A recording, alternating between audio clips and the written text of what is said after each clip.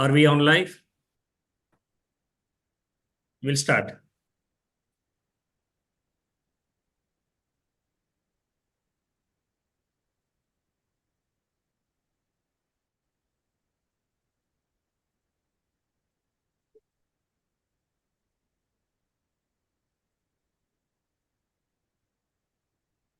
Right.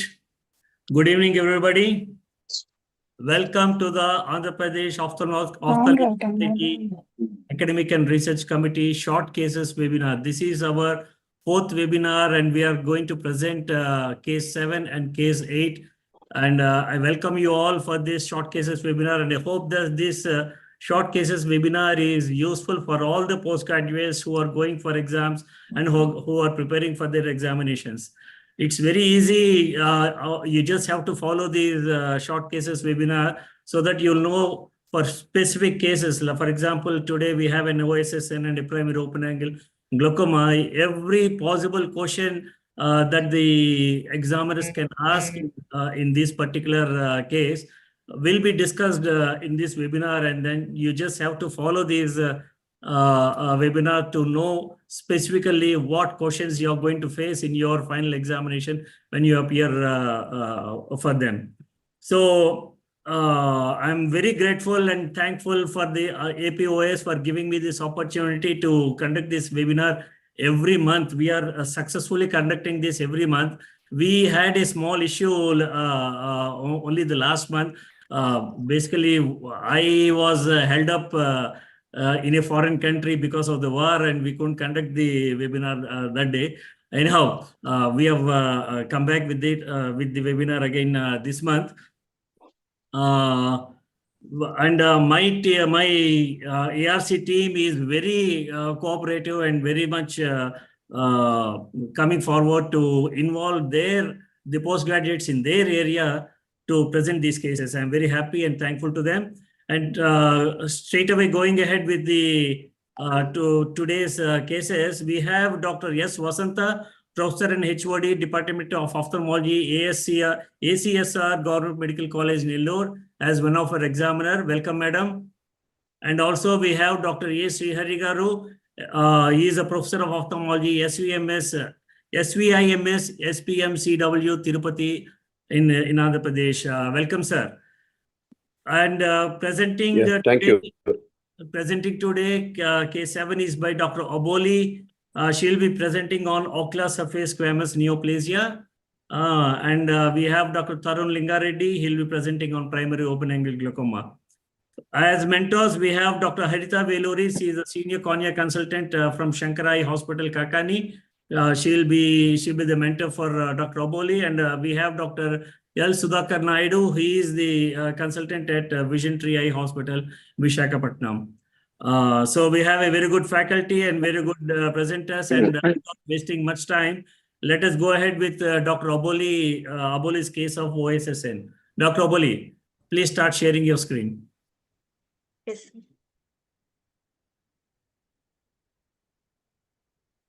Srihari sir, good evening, sir.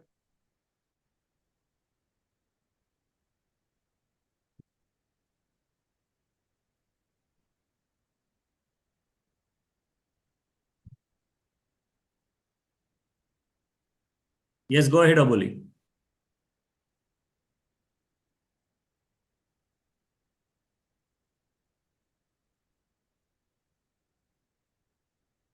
Good evening, everyone. I'm Dr. Aboli Chiklikar. I'm a final year primary DNB at Shankarai Hospital, Guntur. Today I'll be presenting a short case on OSSN. My mentors are Dr. Harita ma'am. She's a senior cornea consultant, and Dr. Sudhakar sir. He's our CMO and cornea consultant, and Dr. Anuradha ma'am. She's our DNB coordinator. So, going ahead, a 49-year-old male patient, Srinivas M., who was farmer by occupation and a resident of Guntur, came with the chief complaints of mild burning and foreign body sensation in the right eye and growth of mass nasally since 10 months. The patient was apparently all right 10 months back when he complained of mild burning and foreign body sensation and noticed the presence of visible pigmented mass in the white part of the eye, which was gradual in onset, progressively increasing in size and not associated with pain. He was treated for conjunctivitis twice in the past in another hospital, but the symptoms were not relieved. There was no history of pain, purulent discharge, or redness. There was no history of trauma, no history of prior ocular surgery at the site of lesion, no history of similar lesion in the other eye, and no history of use of contact lenses, photophobia, no history of fever, weight loss, night sweats, no history of any chemical or thermal exposure, and no history of any long-term use of steroids, and no history of any organ transplant or blood transfusion. So he was a known case of diabetes since 1 year and was using medication for the same.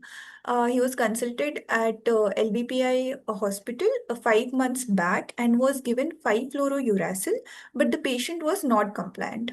He's currently using CMC lubricant eye drops 4 times per day.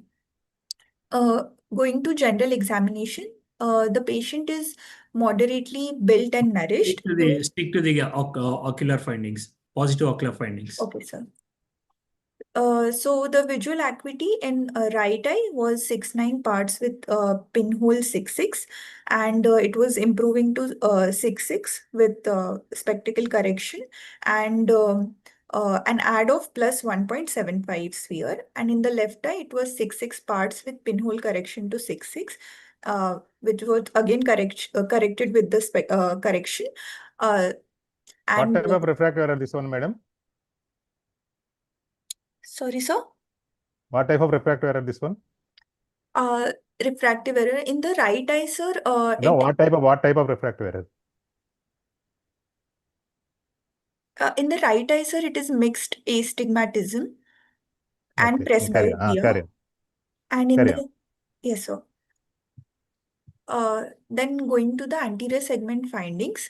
In the right eye, the eyelids were normal. Regurgitation on pressure over lacrimal sac was negative. And the conjunctiva showed a 4 by 4 mm pigmented gelatinous raised lesion nasally, which was encroaching 0.5 millimeters into the cornea with sharp borders and irregular surface, having a cauliflower-like appearance associated with dilated tortuous vessels, which was suggestive of feeder vessels. Cornea was clear, anterior chamber had normal depth and was quiet. Iris showed normal color and pattern. Pupil was normal and reactive to light. Lens showed early lenticular changes. Anterior vitreous was clear and IOP was 13 mmHg. In right eye, the red glow was present. Disc size was normal, round, pink, and well defined. A disc was normal, round, pink, and well defined. The cup disc ratio was 0.3:1. The NRR was healthy. Peripapillary area was normal. Blood vessels were arising from the center of the disc, were normal in appearance, dichotomously branched with AV ratio of 2:3. And the macula was normal and foveal reflex was present. Going to the findings of left eye, the anterior and posterior segments were normal.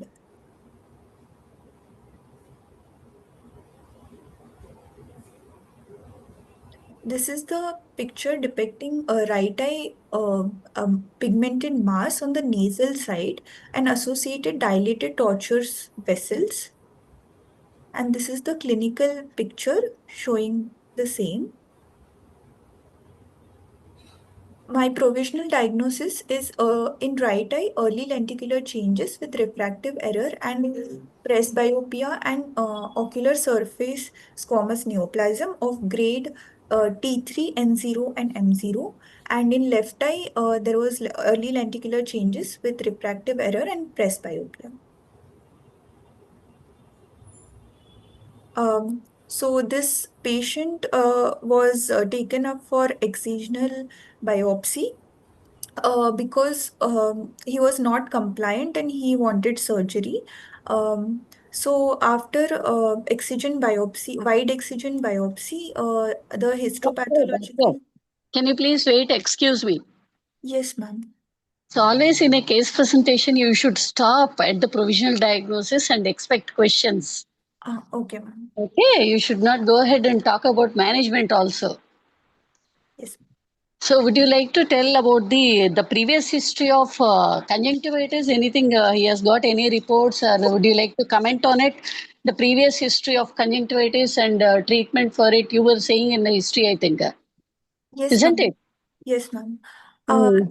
Initially, since 10 months, he was having on and off symptoms of mild burning sensation and foreign body sensation, for which he went to a local hospital.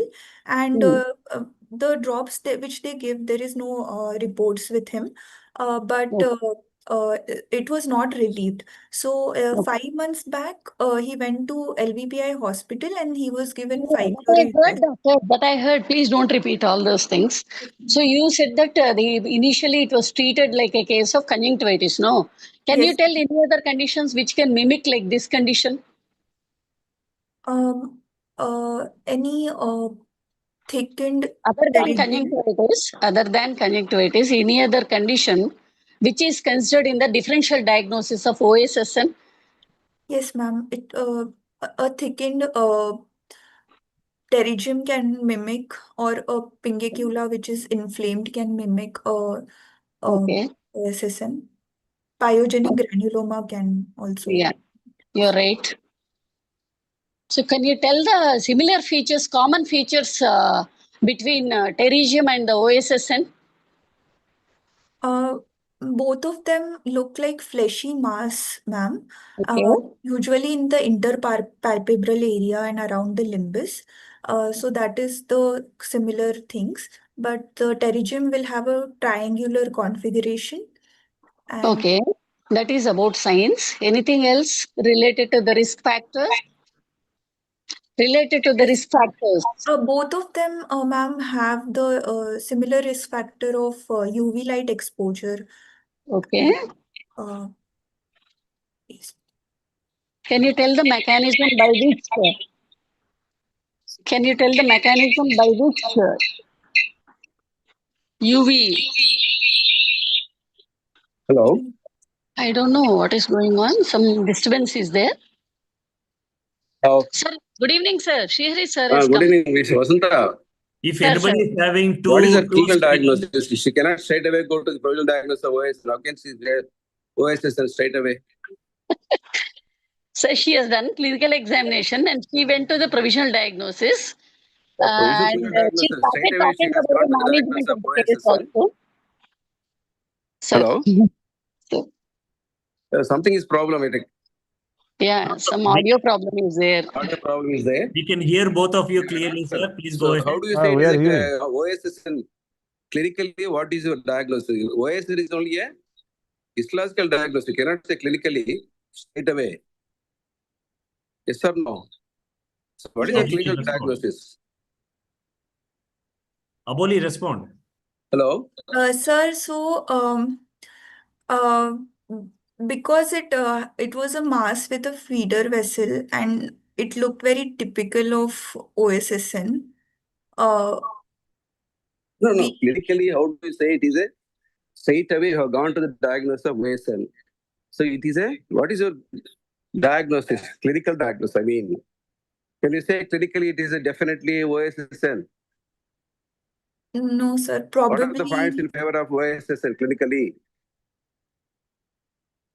no, sir. Probably it is OSSN.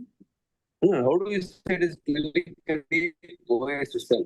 Do you have any features that are specific for the OSSN? Sorry, sir, I'm not able to hear it. The voice is break. Sir is asking about the features, clinical features of No, Boli. so to Yes, say, sir. so do you say clinical, how do you say it is a, do you have any specific feature that points towards the clinical diagnosis or diagnosis of OSSN?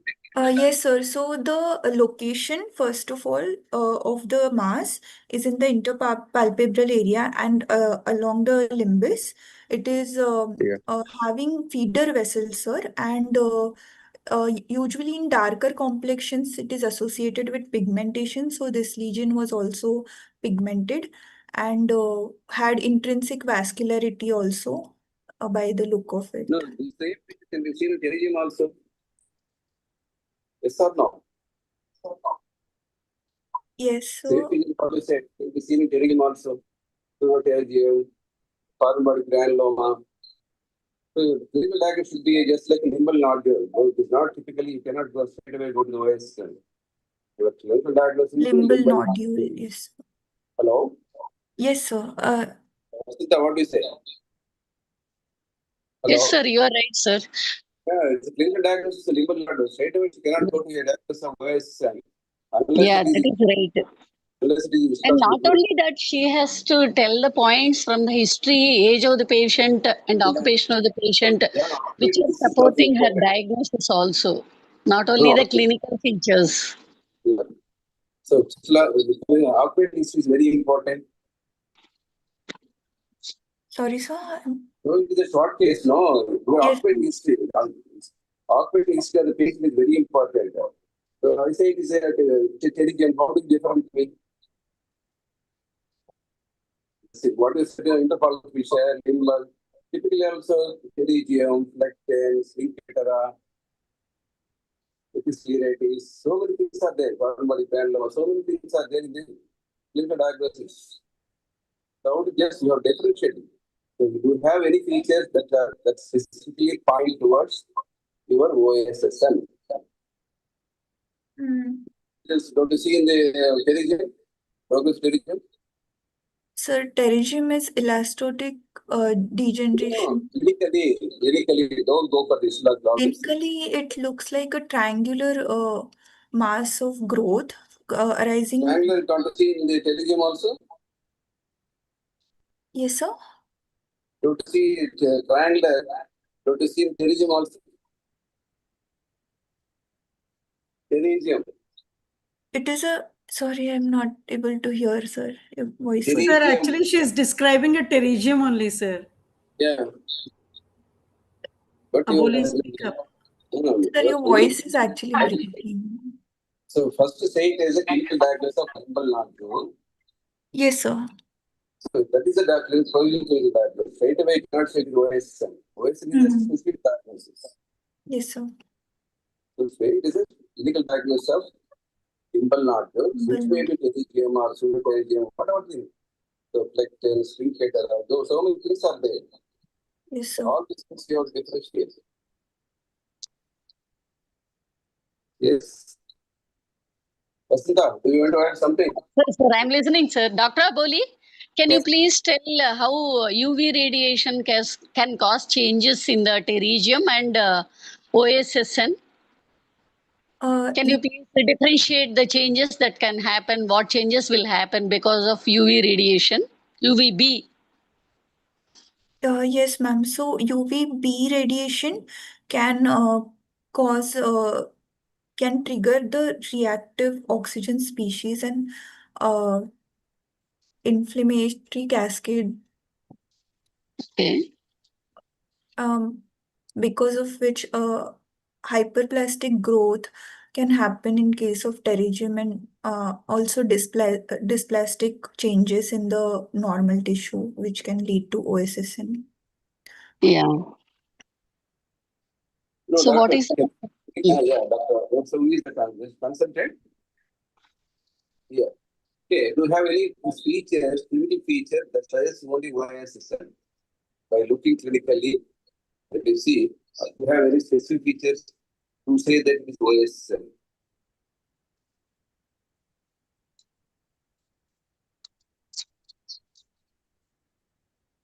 One thing may be rapid progression.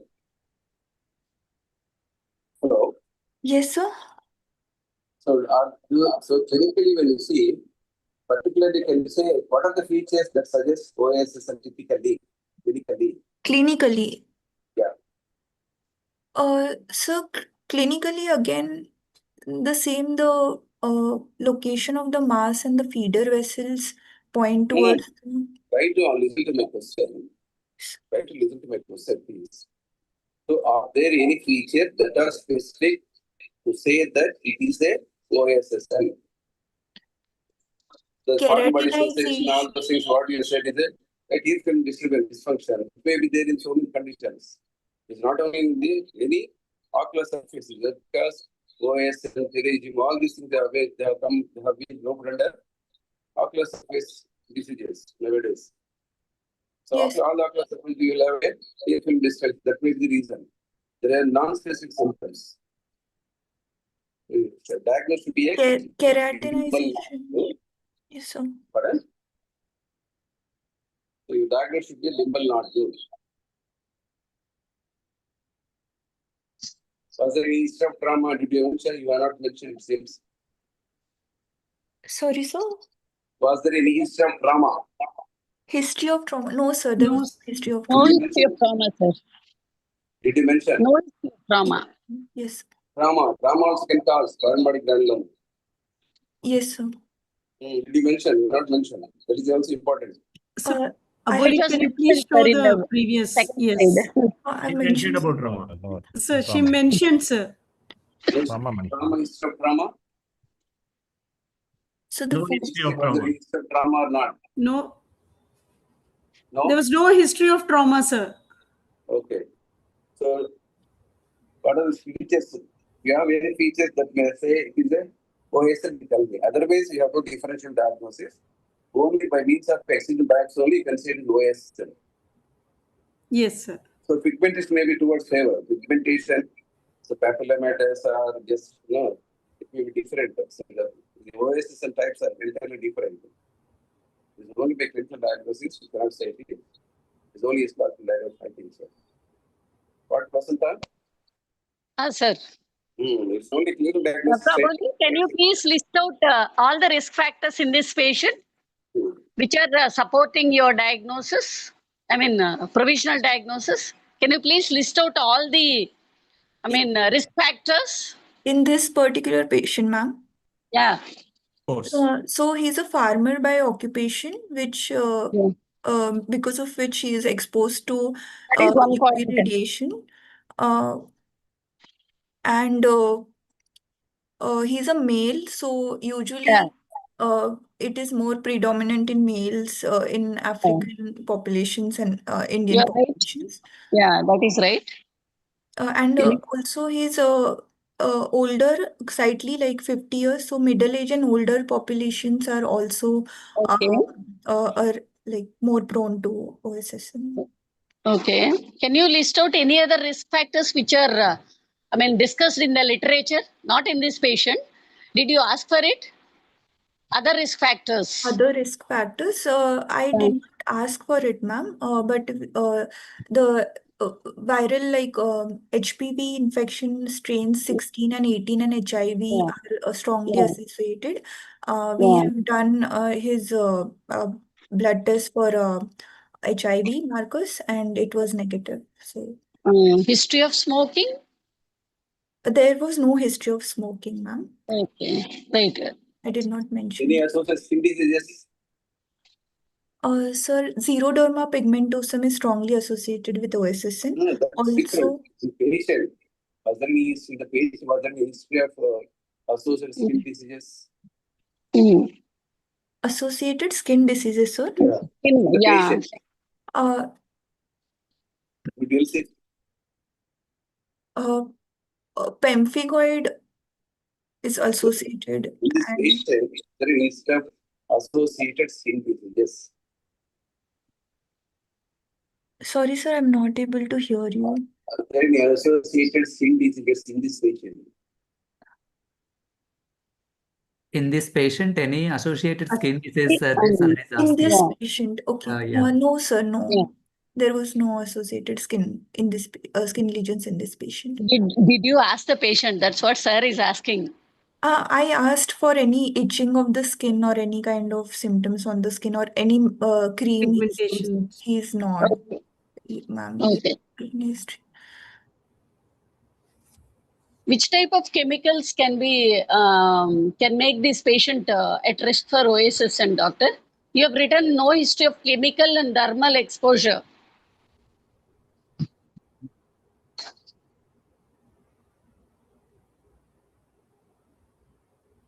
Am I audible, doctor? Yes, Yes, ma'am. yes.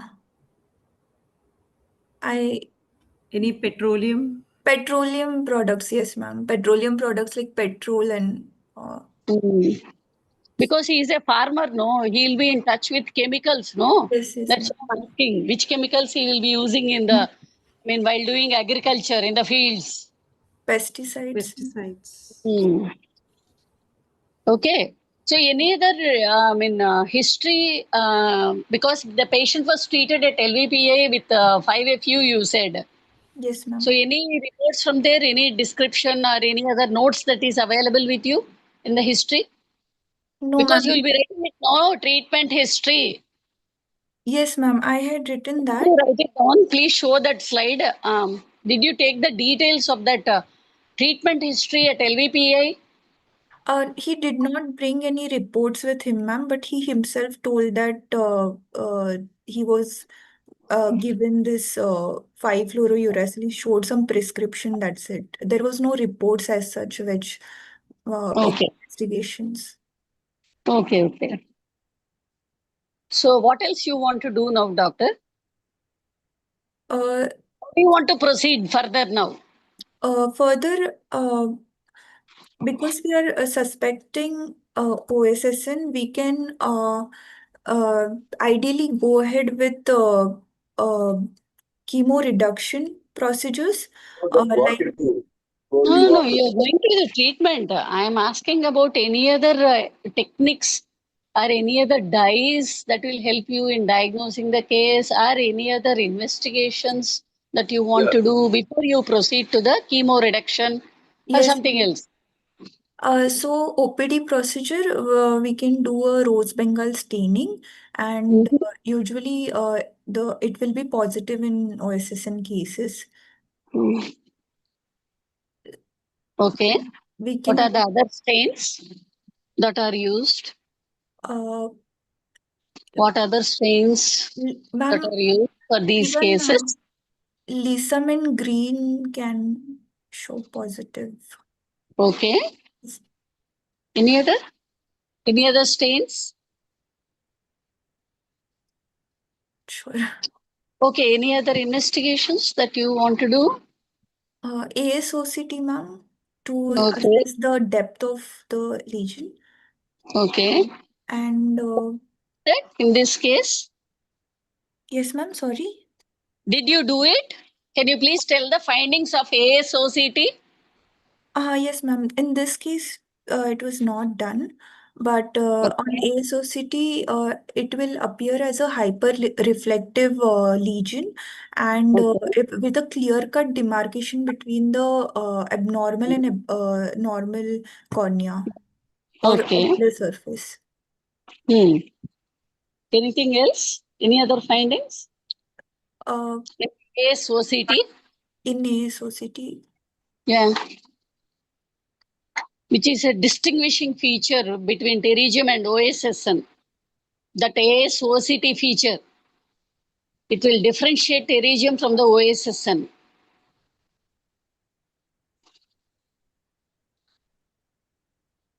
involvement of the Transition, yeah.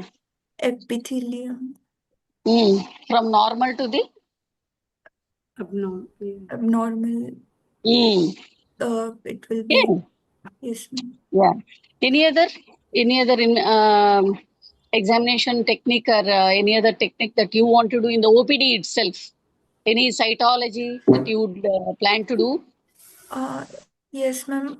We can do impression cytology and Okay. uh, exfoliative cytology. We can do. Mm. It usually shows Okay. the. It is quite sensitive, but we cannot assess the depth of lesion with these cases, with these Okay. investigations. Then we It can. is already 8:30. Huh? 1 minute more. Shall we continue? Yeah, I one more don't know. minute. 1 more minute. What about the YOP? Hello? Okay. IOP, sir? Vasudha, what about, suppose if it is a OSL, it is infected disease. What is it? So if it is a OSL, it is an infected disease. So it is at the limbus. Hari sir, your voice is not at all audible, sir. Suppose if it is a OSN, which is an infiltrative disease. Hello? Audio is not at all clear, sir. Srihari sir. Audio. So it's Yeah, breaking. some Your problem, voice is sir. breaking, sir. Voice is not at all audible, sir. ఇప్పుడు clear on Sir, that? can you Yeah, put yeah, a- better. Can you put a message in chat, sir, so that we can see? So OSS is the limbus, which is an infiltrated disease. Hello? Yeah, go ahead, sir. Go ahead. Yes, sir. Yes, sir. OSN, because it is infiltrated, the limbus, which is an infiltrated disease. What about the IOP? Intraocular pressure.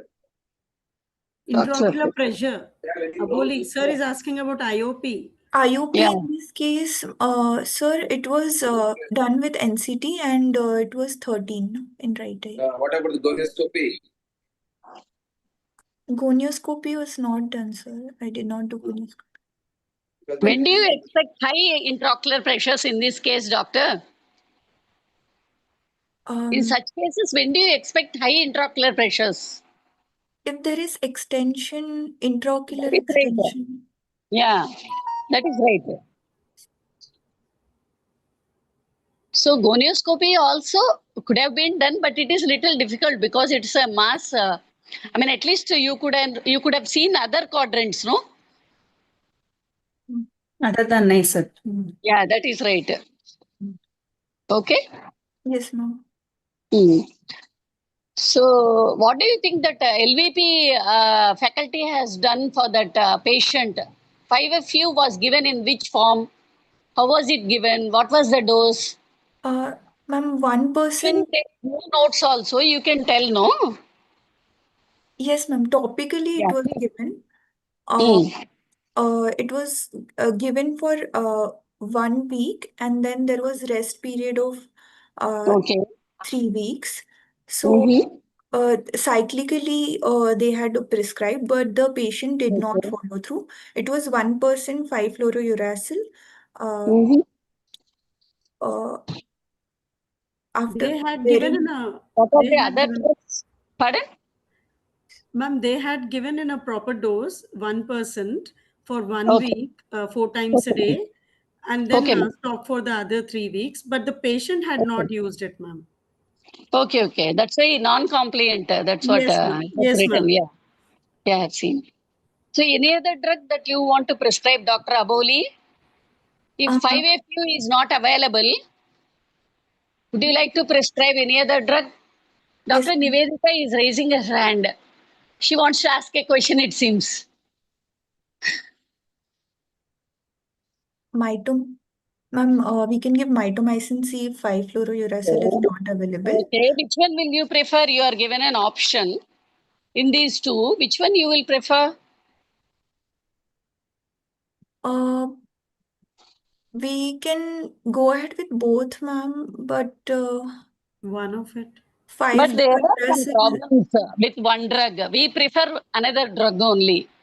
Which one we will prefer in these two? 5-fluorouracil because mitomycin C has more ocular toxicity. Any other problems with MMC? Punctal stenosis. That is right. Sorry to interrupt, but we are on time out.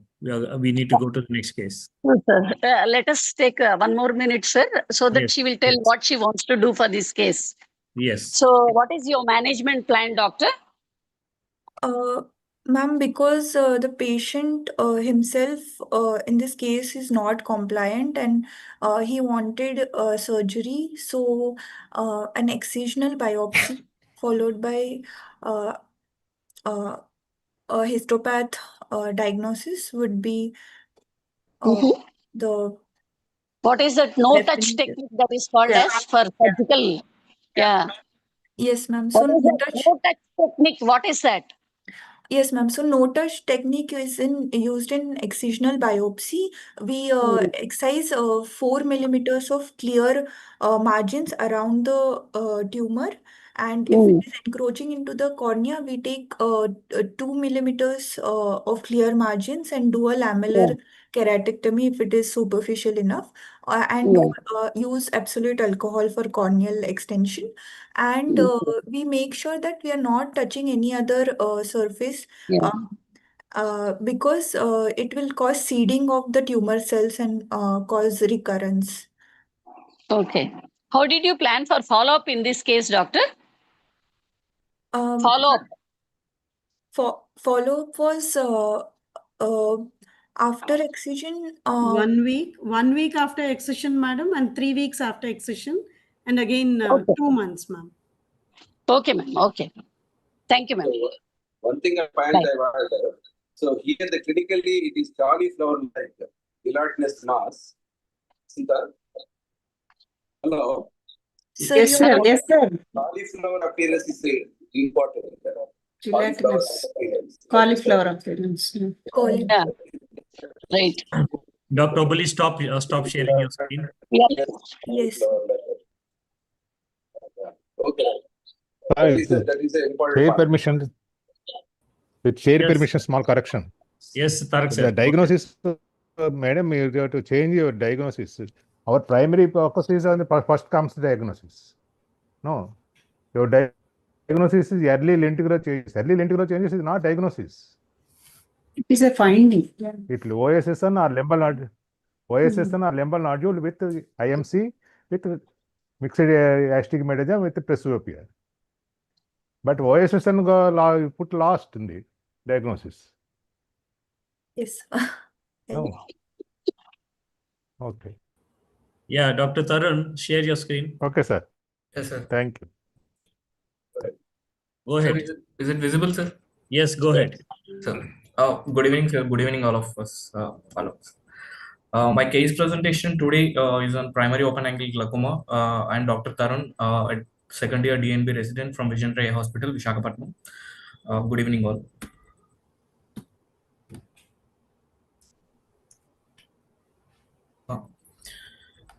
A 57-year-old female daily vision from Visakhapatnam came to the OPD with the chief complaints of defective vision for distance and near in both eyes in 6 months. And the patient was apparently normal 6 months back. Then she gradually noticed the diminution of vision in both eyes for distance and near. That was insidious in onset, constant throughout the day with no aggravating or relieving factors.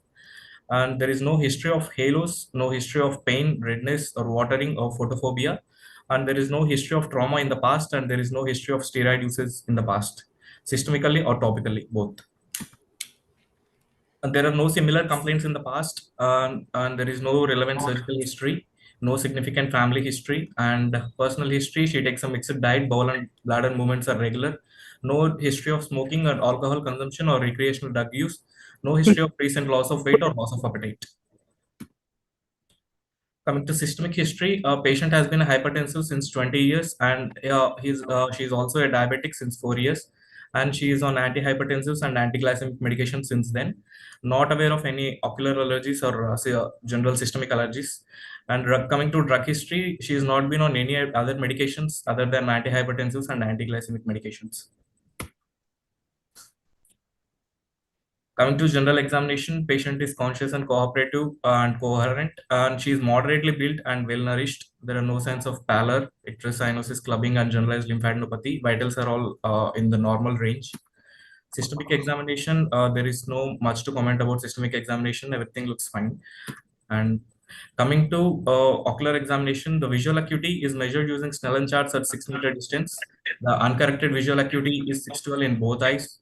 The best corrected visual acuity is 6.6 using these cylinders of -1 cylinder at 80 axis for the both eyes. And the best corrected visual acuity is 6.6, and the best corrected near visual acuity is also N6 with the addition of +2 diopters, and the color vision test also looks normal in both eyes. And coming to IOP measurement, the corrected IOP with the Goldman applanation tonometry at 11:20 a.m. The corrected IOP values are 23 and 24. The originally obtained values in Goldman applanation tonometry are 28 respectively in both eyes. And based on this corneal thickness, we have corrected the IOP. The corneal thickness for right eye is around 610 microns, whereas in left eye it is 600 microns. So the corrected IOP values will range at 23 in right eye and 24 in the left eye. Coming to gonioscopy, the gonioscopy is done using a Zeiss 4-mirror gonioscope, and the posterior trabecular meshwork are visualized in the inferior nasal and temporal quadrants, whereas the scleral spur is visible in the superior quadrant. That is similar for both the eyes. And coming to ocular examination, there is no compensatory head posture. The facial symmetry is maintained. The patient is orthotropic in primary gauge. Hirschberg's corneal reflex test is central, and extraocular movements are full and free in all the gauges for the both eyes. Into slit lamp examination, the lids and adnexa are normal. Conjunctivitis. Positive findings. Oh, okay.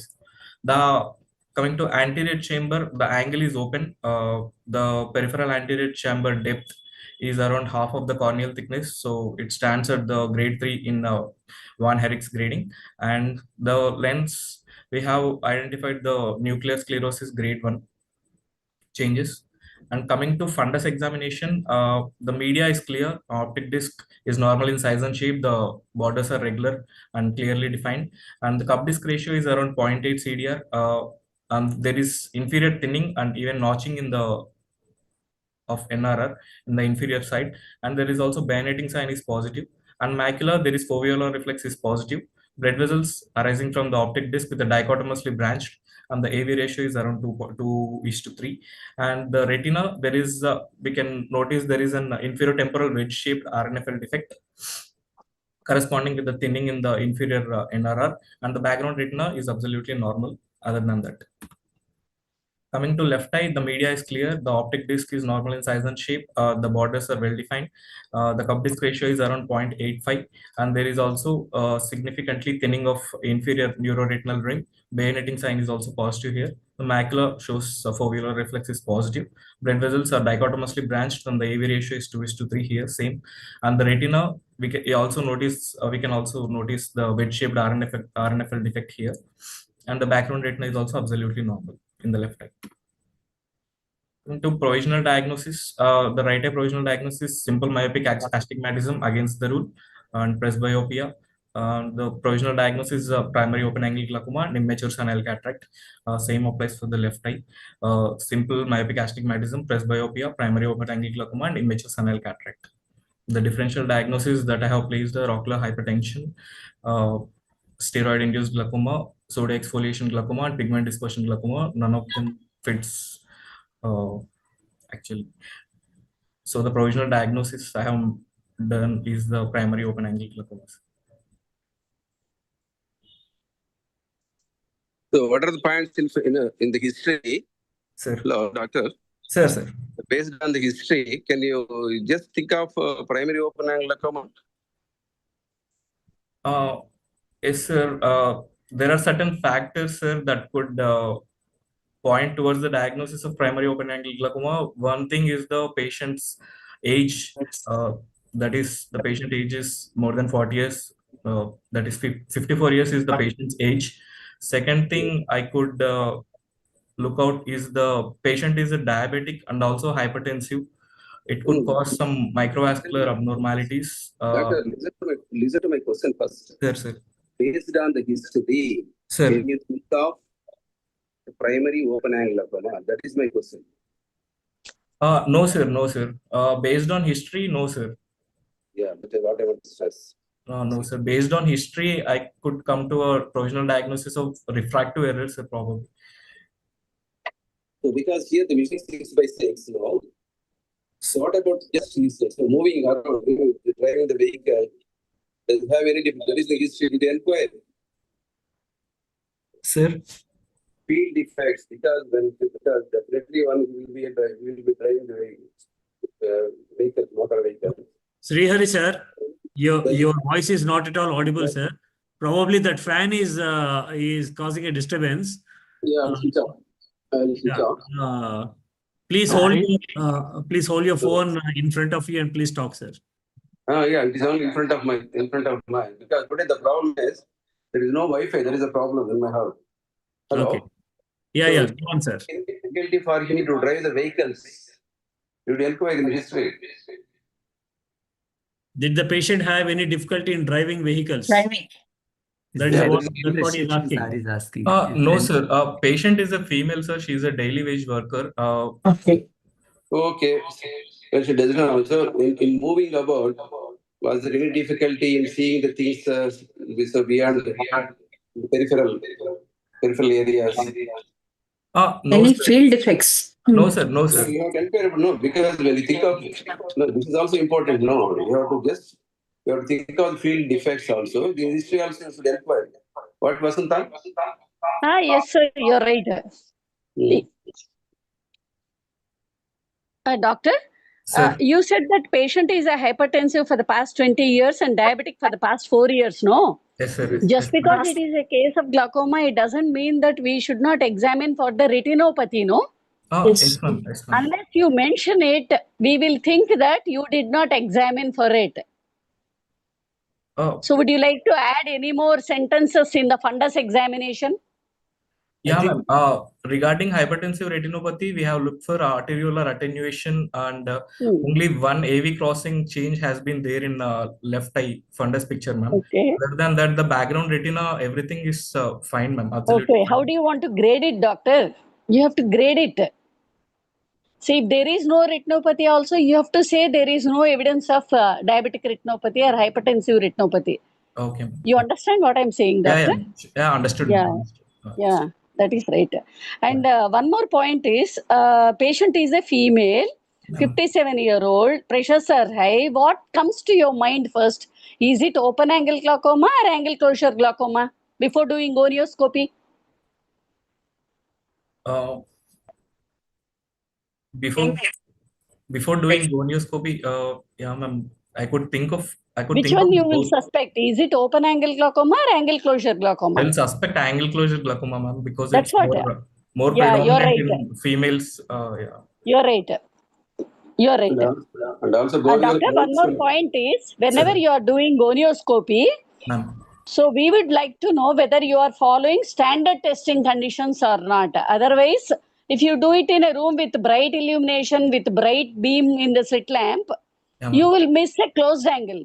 Yeah. So that occludable angle also, it appears like an open angle, doctor. Yeah. So which lens you have used and what are the testing conditions you have followed?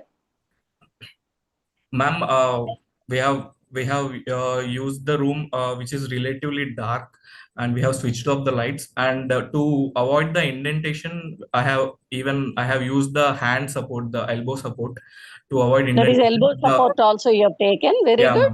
And then? And the mirror, the gonioscope that I have used is the Zeiss 4-mirror gonioscope, ma'am, and very that's good. commonly used in our OPDs, and it has because there is no coupling fluid and it has high chances of indentation. That is the reason why I took the elbow support to look at the angle. Yeah, that is right. Yeah. So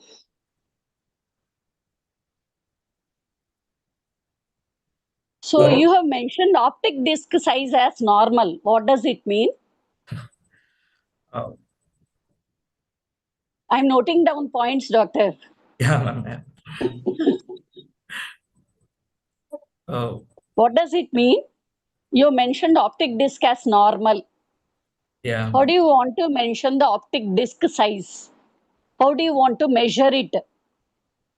While doing slit lamp biomicroscopy, which lens you have used? Zeiss mirror, Zeiss mirror. For fundus examination. For fundus Slit lamp examination, both biomicroscopy. 90D lens I have used, ma'am. So then you will be having some magnification factor also, no? Yeah, I'm sure. How did you do that? How can you say that the word normal? Okay, I didn't. You have to measure it, doctor. You have to measure it. Yeah, I'm sure. Yeah.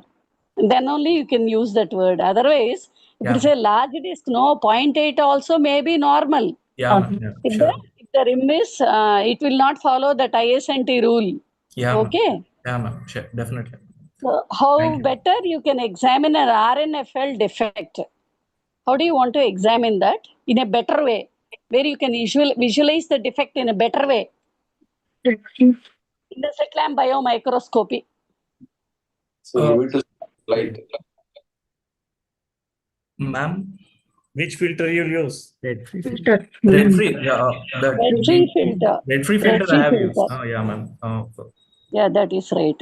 Yeah. So can you call it as glaucoma now without even doing the visual fields? You Uh, mentioned, did you mention no, the ma'am, provisional diagnosis, doctor? according to the Early cataract? according to the definition, we couldn't come to a conclusive diagnosis of glaucoma without OCT RNFL analysis and visual fields. OCT? Why? Is OCT included in the definition for glaucoma? Is it included? OCT is included? How do you define glaucoma, doctor? New generation doctors. No, Yeah. no. We New never had generation doctors, OCT. they talk only about OCT? You are old generation doctor. He is new generation doctor. So Rajesh, when I did my PG, we had only Goldman perimeter. We never had this. Visual field. No, it is not about new generation or old generation.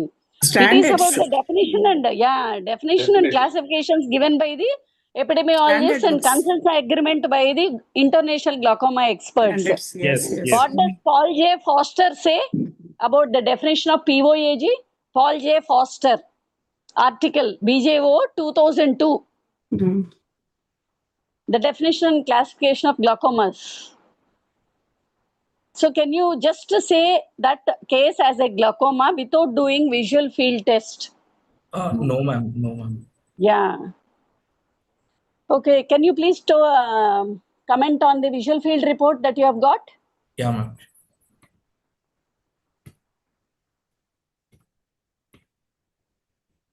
This is important. Yeah, ma'am. The fixation target is the fixation No, you target. have to read the name, age, all those things, doctor. Which strategy, which eye you are reading, all those things you should tell, and then only go to the findings. Yeah, This is an examination test. The price presentation is just for your exam to make you appear for the examination. You cannot That's all. skip all those things. That's all, sir. yeah. The patient's name is Sunita, a 54-year-old female, ma'am. 57, you said, Yeah, 57. while presenting the case. You Sorry, can't escape sorry. Vasanta madam. Yes, go ahead, Tarun. The fixation target is center, and the fixation losses are more in right eye. This is the right eye 24 central 24-2 Humphreys visual field analysis. And the Why did I bother about the age, doctor? Can you please tell that? because the normative data will be based on the age. Yes. Good. Right. Yeah. Okay, then? And we look at the reliability indices of fixation, the fixation losses, how much are the fixation losses, and false positive and false negative errors. The false negative errors are a little bit on the higher side, but it is under the normal range, so we could consider this test as reliable. What about fixation losses, doctor? The fixation Is it reliable? No, coming to fixation losses, we have repeated the visual fields thrice for the patient, ma'am. Somehow it is ending up at the same fixation losses, around 14 and 15. So you have to be careful, that's all. We cannot throw away the visual field report in the dustbin. Okay. Yeah, ma'am. Once you see such findings, you need to be alert. Pay more attention, that's all. Okay. Next. What else? The standard used is the CETA standard. Okay. And can you please correlate the visual acuity with the foveal threshold? Yes. Can you please correlate? That is important. Next point. Ma'am, yes, ma'am. Correlate the visual acuity with the foveal threshold. How much is the foveal threshold? Is it 36 or 35? It's not visible. 35, ma'am. 35. 35. Okay. The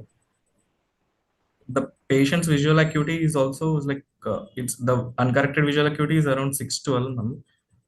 Further, it's correlating with the foveal threshold of 35 decibels. Okay.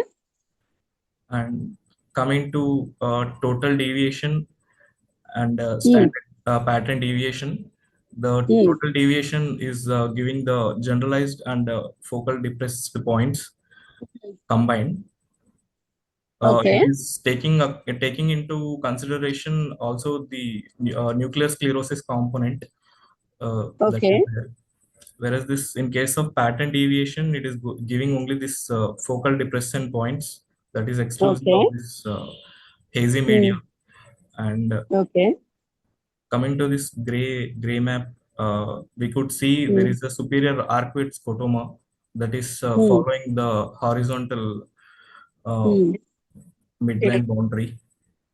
That is respecting the horizontal midline. It's a superior arcuate defect, ma'am.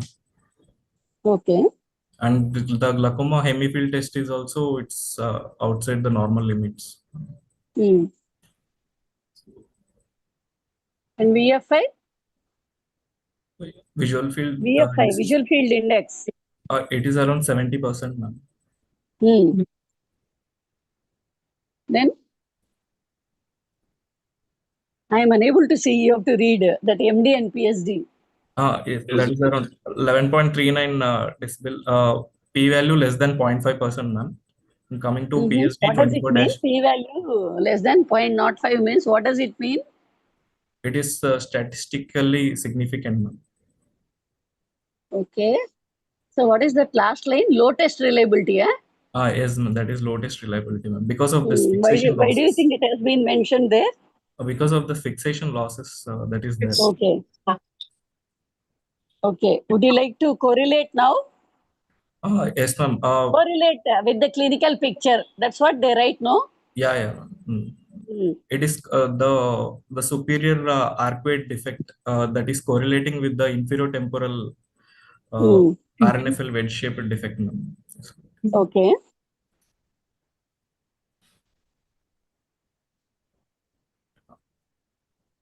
So how do you want to proceed further now? Yeah, Vasanta. Hello. Sir, Japandi. My basic question is, when you want to establish a diagnosis first, do you suggest 30-2 or 24-2? Sir, 30-2 in olden days people used to do, sir, but because of the time factor, they are trying to balance with the time and as well as the. Let us not bother olden days or newer days, what the other is not. So, which is better? Is it 30-2 or 20 to establish diagnosis? So with 24-2 also we are establishing the diagnosis, sir. Once structural damage is correlated with the functional damage, the diagnosis gets established. No, but okay, clinically you have seen, okay, but initially, so what we just said, what is the importance of 30-2 then?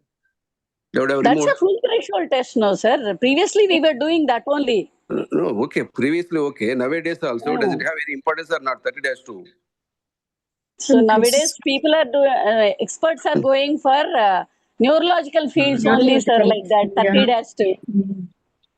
Okay. But we were taught what was first when we want to establish diagnosis. Sir, even Professor Ravi Thomas also used to talk like you only, sir. He does only 30-2 full threshold.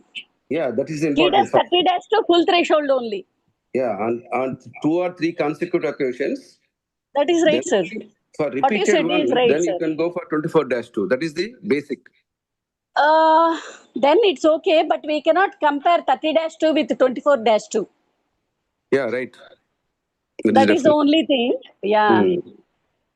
And Dr. GC, he used to do 24-2 only, sir, always. That too post-dilated. Okay. After dilatation only, he sends the patients for fields. That's how he used to do, sir. Okay. Yeah, go ahead. Doctor, how do you want to proceed further? We have also done this OCT RNFL analysis, ma'am, that shows significant RNFL thinning in the inferior quadrants in both eyes. So, okay, what is the role of OCT in the diagnosis, doctor? Is it useful in the progression? I mean, detecting the progression or diagnosing a case? We document and we will see the progression, ma'am. Progression of if there is any progressive thinning of further thinning of any RNFL, so that our plan of management could actually change. Just based on OCT, you will change the management plan? No, ma'am. Also based on the fields and also based on the IOP. We'll take all these factors into consideration. Yeah. And what else? So what did you do next? And arrived at the diagnosis of primary open angle glaucoma with immature senile cataract. And the treatment we have given prostaglandin analog, the bimetoprost 0.1% eye drops for both eyes at night time. And along with that, keeping what is your target pressure, doctor? Before you prescribe drugs, you should have something in idea, no, about target pressure. How much you want to reduce the intraocular pressures? The baseline IOPs were 23 and 24 respectively, ma'am, in both eyes. And the target IOP based on this visual fields, we considered reducing. How do you decide target IOP, doctor? Ma'am, there is nothing, any fixed formulas were not there. Formulas are there. Only thing is we find it difficult to follow them. At least some simple rule which we follow in the clinics. Can you tell that? In based on this early and moderate how much intraocular pressures, what type of disease, how much severity you are seeing in this case, and how much you want to reduce the intraocular pressures in this case? This will come under like moderate. So we will try to reduce the IOP, the baseline IOP by around 40%, 30 to 40%. And values would somewhere range between 14 to 16 mmHg, ma'am, for both the eyes. When you say it is moderate, do you want 30 to 40% reduction? Yes, sir. For moderate, we would consider 30 to 40% reduction, sir. No. It is for severe. It is only for severe. Okay.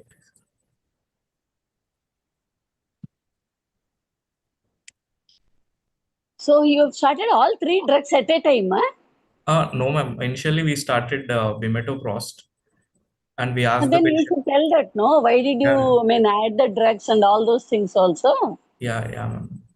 We asked the patient to follow up after 15 days. The pressures are not well controlled. So then we have added brinzolamide 1% along with timolol 0.5% BD. And then the pressures were well controlled. Then we asked the patient to follow up after 2 more weeks. And then the corrected IOP based on the pachymetry. Right eye, it was 14 mmHg. Did you counsel the patient, doctor, about the diagnosis and treatment? Yeah, did you mention anything about the family history? Yeah, ma'am. I mentioned, ma'am. There is. I have asked if there is any. What is FDR? It is one of the themes in the World Glaucoma Weeks. FDR. What is that? It is not fixed deposit receipt. I have no idea, ma'am. I'll look into it, ma'am. That is one of the themes in the World Glaucoma Weeks. Okay, family history is an important risk factor, no? Yeah, ma'am. Right. Something else you were telling? One thing, Vasanta. Yeah, yes, sir. So he has only prostaglandins were given only for 15 days. After that, he has started timolol. So first we have to inquire whether the drug was applied properly. Definitely, sir. Definitely. I don't know whether he did that or not. He didn't tell that properly. No, ma'am. Patient was fully compliant and he was using the drops regularly, ma'am. No. Did he inquire how it was applied? What are the things to follow? That is very important in glaucoma drugs, anti-glaucoma therapy. It is not simply application of the drop. How it is applied? What are the things she has to follow? Did you tell? How much time? So what are all the problems that can happen with this bimetoprost also? You should inform, no, doctor? Yeah, ma'am. What do you want to tell the patient? It's already 9:04. We will. No problem. We'll explain about the side effects of this prostaglandin analogs. Like there could be conjunctival hyperemia, so that the patient won't panic and stop the drops immediately after 1 or 2 days. And then we will ask the patient to instill the eye drop, and we'll ask the patient to close his eyes for at least 10 minutes. And any pressure anywhere? Sir? What is double dot? Punctal occlusion. Yeah, ma'am. Punctal occlusion. What is double dot? DOT. Double dot. DOT. Sorry, ma'am. Don't open. So patient will be asked not to open their eyes for 5 to 10 minutes. Yeah, yeah. That is, don't open technique. Okay. Okay. Okay. And another DOT is, just so you were saying, Punctal. distal occlusion also. Distal occlusion Distal technique. occlusion technique. Okay. Okay. Dr. Vasanta, is there any protocol as to when you add a drug or when you start on a drug, how long should we wait for adding Duration. the drug? So the pressures were initially 28 and 28, no, sir, in this case. Yeah. So we have to check the pressures after 1 week, no, sir, after starting bematoprost.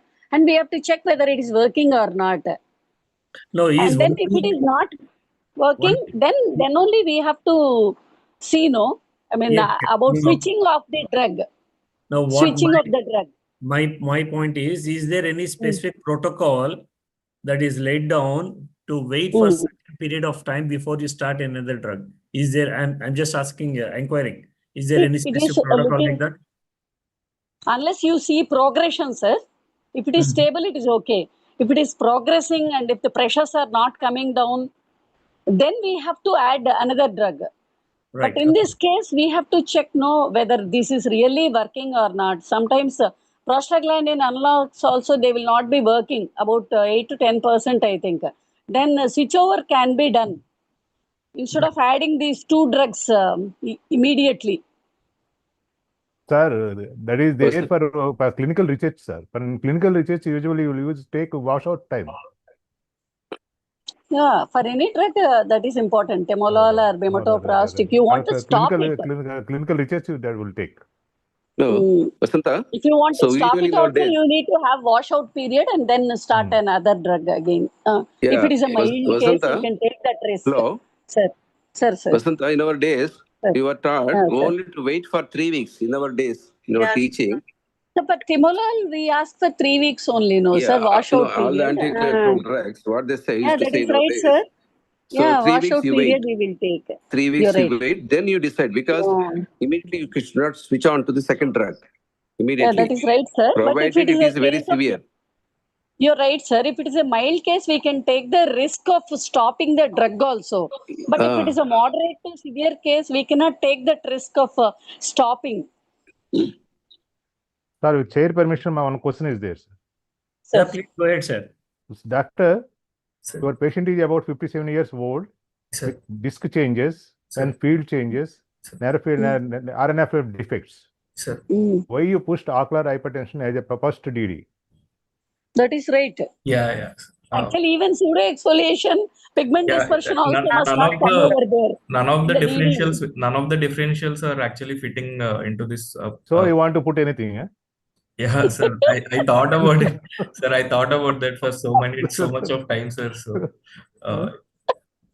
whether to put the differential diagnosis or to completely avoid What is ocular hypertension? What is pre-perimetric glaucoma?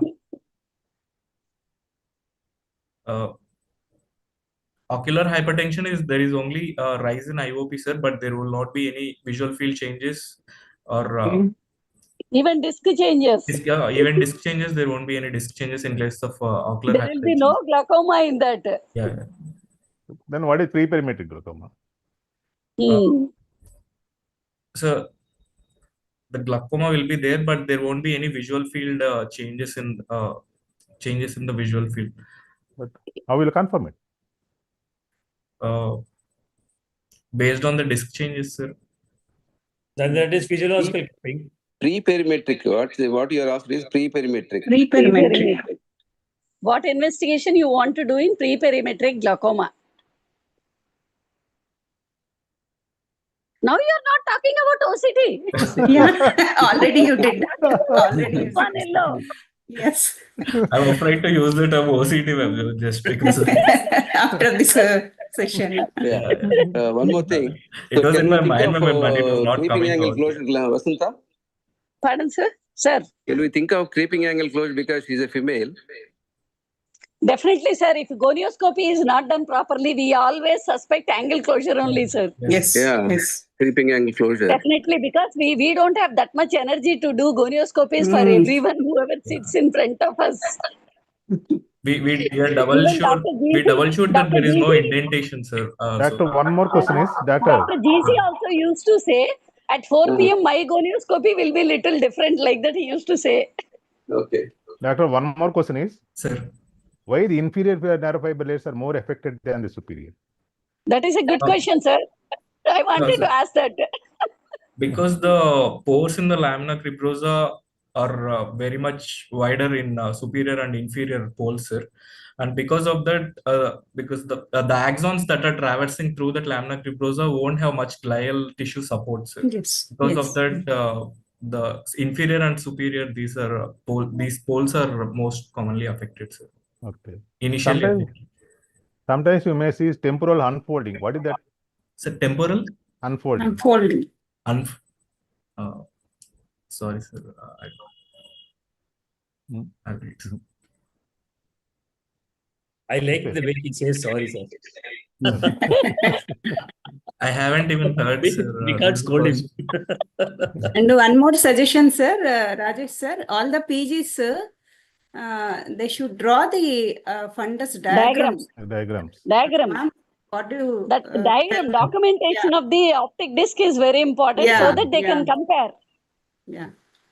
With Not to optic disc measurement, not you fundus should- pictures, you have to draw the diagram and you have to label so that you That is right. very thorough for your exams. Size All of the disc that also is you can assess with the Welshalian ophthalmoscope, Hmm. where you can see Yes. the 5 millimeters spot is there. You focus on by the side of the disc Yeah. and compare with the disc. No.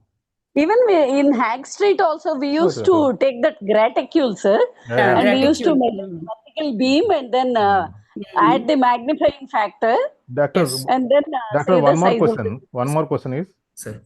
this patient is 57 years old and may even mild glaucoma, mild to moderate glaucoma, open angle. Sir. Okay. What is the role of MIGs? Yes, sir. Also, the Because patient is drugs, whether it is using properly or not, drugs also very cost. Yes, sir. Yes. Prostaglandins. MIGS, sir, is effective, sir. Because the patient also has early cataract. Oh.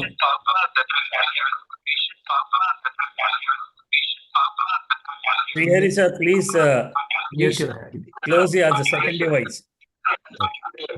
Anybody is having a second device, please close. First device does not work.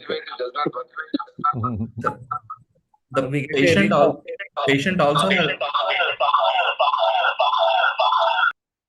Okay. Okay. The patient. So what is doctor? And I have a last question from my side. Will you do gonioscopy because you have established the diagnosis of open angle glaucoma? Will you do gonioscopy next year for this patient? Yeah, ma'am. As a part of Why? our. Why do you want to do? Of course. Is there must be some reason, no?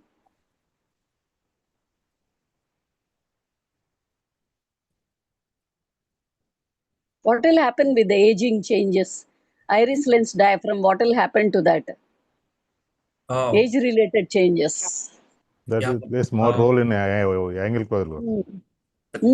Chances of Definitely superimposed chances. angle closure can happen. That's why you should do yearly gonioscopy. And whenever you get a doubt, no, repeat gonioscopy because we always miss angle closures. Okay. Right? Okay, any other questions from? You can stop sharing, Tarun. Yeah. Follow-up schedule, Vasantaka. Yeah, that is important. Follow-up schedule. Yeah, depending on the pressures, no, 23, 24, no, at least after 1 week, he has to see the patient again.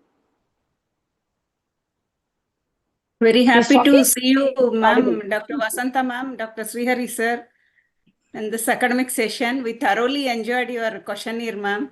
Thank you very much for being with us for this session. Thank you, doctor. Very good discussion, Vasanta and Srihar, sir. I knew it. I really Thank you so much. appreciate Dr. Vasanta and Dr. Srihari for taking time and bombarding both the PGs with so many good questions. I mean, like, these are. Ma'am is glaucoma expert now, sir. Ma'am is glaucoma expert, that too from LPPI. Now I think I have so many doubts on, I need to ask her. Yeah. There's no time for that. I appreciate all my ARC members, Dr. Tarak sir, Dr. Nivedita madam, Dr. Kailan Raju, Dr. Meher, Dr. Ansu, and Dr. Sirisha. Very active. And I'm very happy that they are bringing up their postgraduates to come onto this platform and present the cases. I'm really happy that they are very active in these sessions.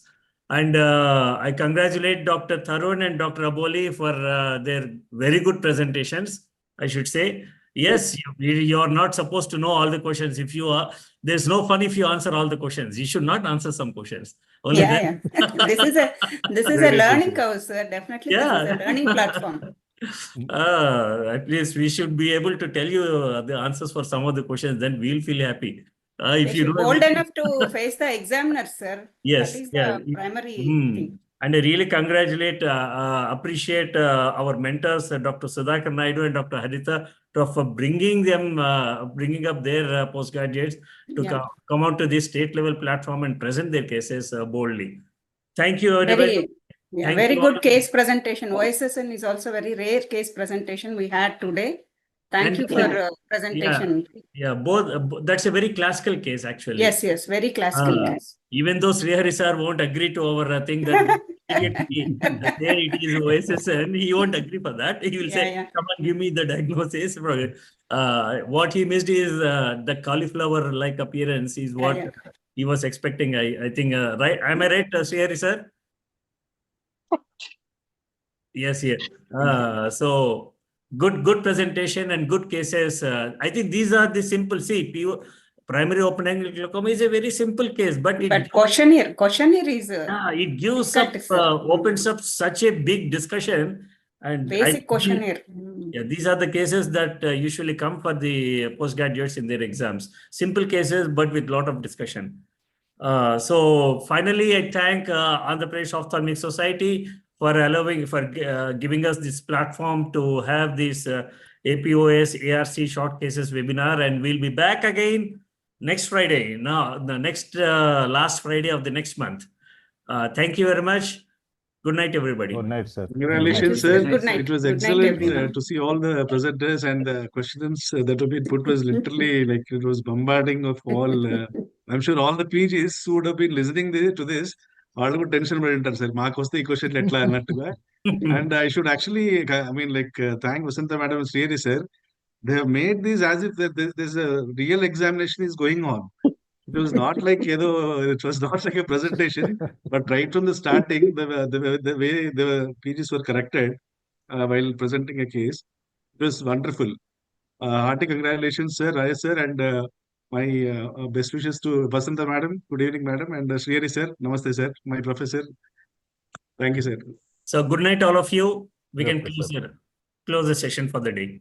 Good night, Thank sir. you, sir. Good Thank you. night. Good night, sir. Good night, sir. Good night.